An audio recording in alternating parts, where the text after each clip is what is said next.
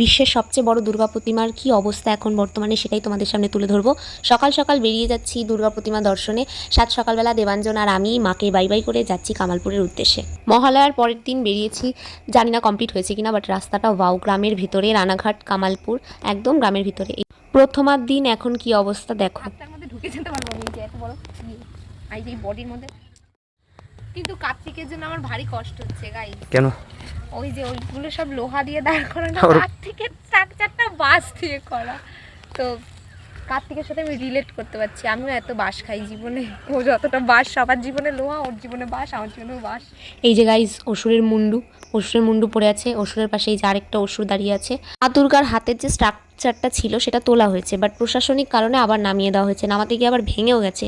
কেন এখানে এত তার তুচ্ছ তাচ্ছিল্য হচ্ছে জানি না। কত কষ্ট করে ডিটেলিংয়ে করা হয়েছে দেখো।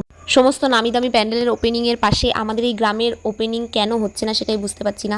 আমাদের সরকার কেন এরকম। অস্ত্রগুলো দেখো মাটির ওপরে রেখে কি সুন্দর স্ট্রাকচার করে করা হয়েছে, কতটা ডিটেলিং করে করা হয়েছে। এই যে সেই ভাইরাল দাদা, আর এই যে লক্ষ্মী সরস্বতী, আর এখানে সবাই আলোচনা করছিল যে এইবারও কি হবে, এবার না হলে খুব খারাপ হবে। এই যে মা দুর্গা অবশ্যই আসবে কামালপুরে। এত কষ্ট করছে গ্রামের মানুষ। তোমরা কে কে কামালপুর আসছো অবশ্যই কমেন্ট করে জানিও। আর এই যে মা দুর্গাকে বাই বাই করে ঠাকুর দেখতে দেখতে বাড়ি আসছি। চ্যানেলটা সাবস্ক্রাইব করে দাও গাইস। টাটা।